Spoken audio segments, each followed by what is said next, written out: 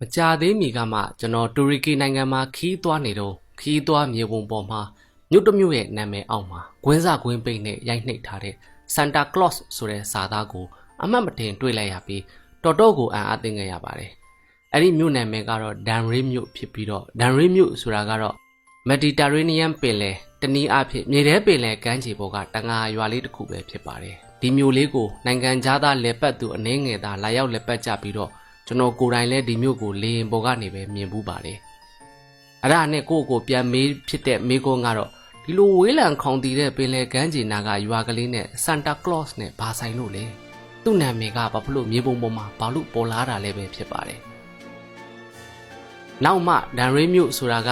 ရှေးဟောင်းမြို့တစ်ခုဖြစ်တဲ့မာရာမြို့ကိုခုခေတ်မှာမှဲ့ခေါ်ထားတဲ့တူရကီနာမည်ဖြစ်တယ်ဆိုတာသိလိုက်ရပြီးတဲ့အချိန်မှာတော့ခုနကမေကွန်အတွက်အဖြေကိုကျွန်တော်သိလိုက်ရပါတယ်။ဘာဖြစ်လို့လဲဆိုတော့အဲ့ဒီမာယာမြို့မှာလွန်ခဲ့တဲ့နှစ်ပေါင်း1600ခန့်ကစိတ်နီကိုလက်စ်လို့နောက်ပိုင်းခေါ်ဝေါ်ကြတဲ့နီကိုလက်ဆိုတဲ့ခရီးယန်ဘုန်းတော်ကြီးတစ်ပါးနေထိုင်ခဲ့ပြီးသူ့နာမည်ကိုစပိန်စကားနဲ့ဂျာမန်စကားရောဆက်ပြီး Santa Claus လို့တဖြည်းဖြည်းပြောင်းလဲခေါ်ဆိုခဲ့ကြလို့ပါပဲ။မာယာမြို့နေနီကိုလက်စ်ဘုန်းတော်ကြီးဟာအဲ့ဒီအချိန်တုန်းကတော့အခုတူရကီလို့ခေါ်ဆိုနေကြတဲ့အာရှမိုင်းနာဒေသရဲ့ခရီးယန်ဘုရားကျောင်းတွေကဘုရားကျောင်းတစ်ခုရဲ့ခေါင်းဆောင်ဖြစ်ပါတယ်။မာရာမြို့ရဲ့အနောက်ဘက်မိုင်30အကွာကမ်းရိုးတန်းကြီးရွာလေးဖြစ်တဲ့ပါတရာမြို့မှာမွေးဖွားခဲ့ပြီးသူဟာသူ့ရဲ့စိတ်ထားခေါင်းခြင်းအတွက်သာမကရဲစွမ်းတတ္တိရှိခြင်းအတွက်ပါလူသိများပါတယ်။အဲ့ဒီပါတရာရွာလေးမှာစီးစိမ်တွေဆုံးရှုံးသွားခဲ့တဲ့မုံမတ်တူနေထိုင်ခဲ့ပါတယ်။သူ့မှာအရွယ်ရောက်ပြီးတဲ့သမီး3ယောက်ရှိပြီးတော့သူ့သမီးတွေလက်ထက်ထိမ်းများတဲ့အခါမှာ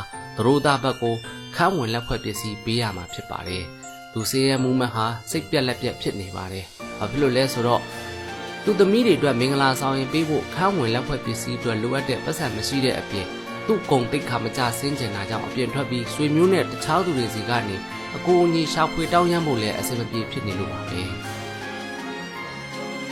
ဘုန်းတော်ကြီးနီကိုလက်စ်ဟာသူ့ရဲ့ဇာတိပါတရာရွာကိုအလဲအပတ်ရောက်ရှိနေတော့ဒီမိသားစုရဲ့ဒုက္ခသခင်တွေကိုကြားသိခဲ့ရပါတယ်။ဒီလိုနဲ့ဘုန်းတော်ကြီးနီကိုလက်စ်ဟာညတညမှာစင်ရသားမုံမတ်ရဲ့အိမ်သားကနေဖြတ်သွားတော့မှလဟာတိမ်တိုက်နောက်ွယ်ကနေထုံးနှင်းတောက်ပါလာပြီးမုံမတ်ရဲ့အိမ်အိုလေးရဲ့ပရင်းပေါက်တစ်ခုပွင့်နေကြောင်းကိုပြက်ပြက်ထင်ထင်တွေ့လိုက်ရပါတယ်။ဒီမြင်ကွင်းကဘုန်းတော်ကြီးနီကိုလက်စ်ကိုအကြံတစ်ခုရစေခဲ့ပါတယ်။ဘုန်းတော်ကြီးနီကိုလက်စ်မှာ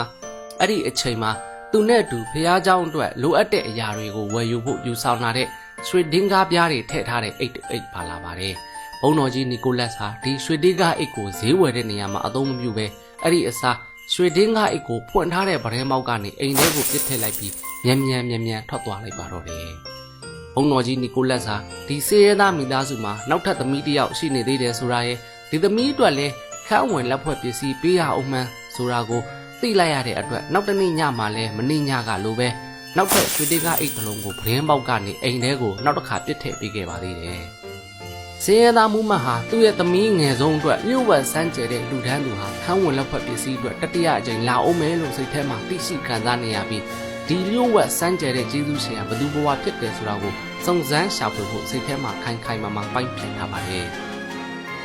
ဒါနဲ့ပဲနောက်နေ့ညမှာစင်ရသားမူမတ်ဟာသူ့အိမ်အပြင်ဘက်ပန်းချုံရဲ့အရေးထဲမှာပုံနေပါတယ်။သူမှန်းဆထားတဲ့အတိုင်းပဲလူတစ်ယောက်ဟာမောင်ရင်ထဲကနေပေါ်ထွက်လာပြီးတော့အရင်ညတွေတုန်းကလိုပဲနောက်ထပ်ရွှေတင်းကားအိတ်ကိုဗရင်ပေါက်ကနေပစ်ချပါတယ်။အဲ့ဒီအချိန်မှာပဲစင်ရသားမူမတ်ကအရေးထဲကနေထွက်လာပြီးတော့လျှို့ဝှက်စမ်းကြဲတဲ့လူဒန်းသူရဲ့ခြုံလွှာကိုဖမ်းဆုပ်ပြီးမိမိရဖမ်းလိုက်ပါတော့တယ်။စင်ရသားမူမတ်ဟာသူဖမ်းမိတဲ့လျှို့ဝှက်စမ်းကြဲတဲ့အလူရှင်ဟာပါတရာရွာကလူအားလုံးကချစ်ခင်လေးစားကြည်ညိုရတဲ့သူတော်ကောင်းဖာသာနီကိုလက်စ်ကိုသိလိုက်ရပြီးသူကိုယ်တိုင်ကလည်းဖာသာကိုချစ်မြတ်နိုးကြည်ညိုရတဲ့အပြင်မှန်းထားသလိုဖြစ်နေတဲ့အတွက်အတိုင်းမသိဝမ်းသာသွားပေမဲ့တိတ်တော့မအံ့ဩပါဘူး။ဒါပေမဲ့ဘုန်းတော်ကြီးနီကိုလက်စ်ကဒီညရဲ့အဖြစ်အပျက်နဲ့ခန်းဝင်လက်ဖွဲ့ပစ္စည်းအတွက်ရွှေတင်းကားအိတ်တီပူးဝမှုကိုပြုတ်ဝတ်ထားရမယ်လို့ဂရီတောင်းခဲ့ပါတယ်။ဒါပေမဲ့စင်ရသားမူမတ်ဟာပေးခဲ့တဲ့ဂရီကိုတနည်းနည်းနဲ့ဖောက်ဖျက်ခဲ့တယ်ဆိုတာသိသာနေပါတယ်။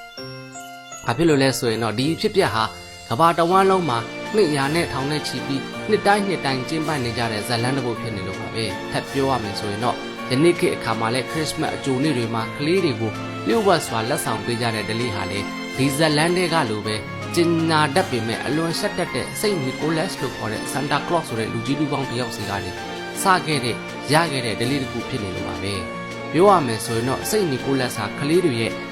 နာယကသူတော်စင်ဖြစ်လာခဲ့တာထူးဆန်းတယ်လို့ပြောရမှာပါ။ပိုပြီးထူးဆန်းတဲ့အရာတစ်ခုကတော့အပေါင်ဆိုင်ပိုင်ရှင်တွေရဲ့နာယကသူတော်စင်လည်းဖြစ်နေလို့ပါပဲ။အပေါင်ဆိုင်တွေရဲ့ရှစ်ခေတ်ကအသုံးပြုတဲ့ကိုစားပြုသင်္ကေတဟာရွှေဘော်လုံးသုံးလုံးဖြစ်နေပြီးတော့စိတ်နီကိုလတ်ကစင်ရသားမှုမှတ်မိသားစုကိုအကူအညီပေးခဲ့တဲ့ရွှေတင်းကအဲ့သုံးလုံးကနေဖြစ်လာကြတာလို့ဒဏ္ဍာရီစကားရှိနေလို့ပါပဲ။စိတ်နီကိုလတ်ကိုရုရှားနိုင်ငံမှာလည်းအလွန်ကြီးညိုလေးစားခံရပါတယ်။ဒါကြောင့်အီတလီနိုင်ငံတောင်ပိုင်းဘာရီမြို့မှာမြုပ်နှံထားတဲ့ရုပ်ကလပ်ကို1089ခုနှစ်မှာယူဆောင်လာခဲ့ပြီးတော့စိန့်စတီဖင်ဘုရားကျောင်းမှာအမှတ်တရမြုပ်နှံခဲ့ပါတယ်။အဲ့ဒီဘုရားကျောင်းမှာဒီဇင်ဘာ6ရက်နေ့တိုင်းကျင်းပကြတဲ့စိန့်နီကိုလတ်နေ့ဟာဆိုရင်တော်ကိုကြီးကျယ်ခမ်းနားတဲ့ဘိုးတော်တစ်ခုဖြစ်ပါတယ်။ဖြတ်တန်းလာခဲ့တဲ့ရာစုနှစ်တွေတလျှောက်မှာတော့ဒီဇလန်ကိုထပ်လောင်းဖြစ်ဆွမှုတွေအပြင်အပြောင်းလဲအနှဲငယ်ကိုလည်းပြုလုပ်ခဲ့ကြပါတယ်။9ရာစုမှ15ရာစုအတွင်းလို့သတ်မှတ်ထားတဲ့အလယ်ခေတ်မှာတော့စိန့်နီကိုလတ်ဟာစပိန်နိုင်ငံကနေမြင်းစည်းလာပြီးကလေးတွေအတွက်တစ်သားဖက်နှက်တွေကိုလက်ဆောင်ဖြစ်ထားပေးခဲ့တယ်လို့ယုံကြည်ကြပါတယ်။ဒါအပြင်ဒီဇလန်ကိုဥရောပနိုင်ငံရဲ့ပြောင်းရွှေ့အခြေချသူတွေကမြောက်အမေရိကကိုတည်ဆောင်သွားခဲ့ပြီးတော့အဲ့ဒီနေရာမှာတော့စိန့်နီကိုလတ်ကိုပထမဦးဆုံး Father Christmas လို့အမည်တွင်လာခဲ့ပြီးသူဟာမြောက်ဝင်ရိုးစွန်းကနေ reindeer လို့ခေါ်တဲ့သမင်တွေဆွဲခေါ်တဲ့စွတ်ဖားပေါ်ကနေစီးနှင်းလိုက်ပြီးလက်ဆောင်တွေကိုပေးဝေခဲ့တယ်လို့ဖြစ်လာပါတော့တယ်။အမေရိကမှာတော့19ရာစုနှစ်လောက်ကစပြီးတော့ဖက်နှက်တွေတစ်သားဖက်နှက်တွေကိုချိတ်ဆွဲတဲ့အစားခြေစွပ်တွေကိုချိတ်ဆွဲတဲ့ဒလေးကစတင်ခဲ့ပါတယ်။ Santa Claus လို့ခေါ်ဝေါ်ကြတဲ့ Father Christmas ရဲ့ရိုးရာဝတ်စုံဖြစ်တဲ့အနီယုံဝတ်စုံနဲ့ခေါင်းစွပ်တွေဝတ်ဆင်ထားတဲ့ပထမဦးဆုံးပုံကိုတော့လွန်ခဲ့တဲ့နှစ်တရာဝန်းကျင်ကအမေရိကန်မကြီးဆရာ Thomas Nast ကရေးဆွဲခဲ့တာပါ။သူစမ်းတာတစ်ခုကတော့ Father Christmas ရဲ့ပုံတချို့တွေထဲမှာတွေ့ရတဲ့အဖြစ်အပျက်အတွေးခေါ်တွေဟာတော်ကိုရှေ့ကျနေတာပါပဲ။တချို့ဟာတွေဆိုရင်တော်ကိုစိတ်ကူးရင်ဆန်ပြီးတော့4ရာစုလောက်ကပေါ်ထွန်းခဲ့တဲ့မာယာမြို့တက်တောင်ရှေးဟောင်းကျနေပါတယ်။ဥပမာတစ်ခုအနေနဲ့ Norse လူမျိုးတွေရဲ့နတ်ဖျားအိုဒင်ရဲ့သရုပ်ဖော်အကြောင်းအရာတွေနဲ့တော်ဆင်တူနေပြီးဒီအိုဒင်နတ်ဖျားဟာဆိုရင်လည်းမိုးတိမ်တွေကိုဖျက်ပြီးတော့ reindeer တွေဆွဲတဲ့စွတ်ဖားစီးတယ်ဆိုတာတွေနဲ့ဆင်တူနေတာပါပဲ။ဒါကြောင့်မလို့မိတ်ဆွေလည်းဒီနှစ်မှာ Christmas ကပ်ပြားတွေပေါ်မှာမြင်နေကြဖြစ်တဲ့အမြဲပြုံးရွှင်ပျော်မြူးနေတဲ့ Father Christmas ရဲ့ပုံကိုတွေ့ရင်တော့သူဟာအလွန်ရှေးကျပြီးကြီးညိုဝယ်ကောင်းတဲ့ပုဂ္ဂိုလ်ဖြစ်ကြောင်းသူ့ရဲ့ဇာတိမွေးရမြင်တဲ့အထုပ်ပတိဇလန်းတွေဟာစိမ့်ဆူမှောင်မိုက်နေတဲ့မြောက်ပိုင်းဒေသတွေကနေစခဲ့တယ်လို့နေရောင်နဲ့ပူနွေးတောက်ပါတယ်မြေထဲပင်လည်းပါဝင်နေတယ်ဆိုတာကိုအမှတ်ရမိစေဖို့ Santa Claus ရဲ့ဘဝဇလန်းကို The Look and Land ကိုမြင်မြန်ပြီးတင်ဆက်မျှဝေလိုက်ရပါတယ်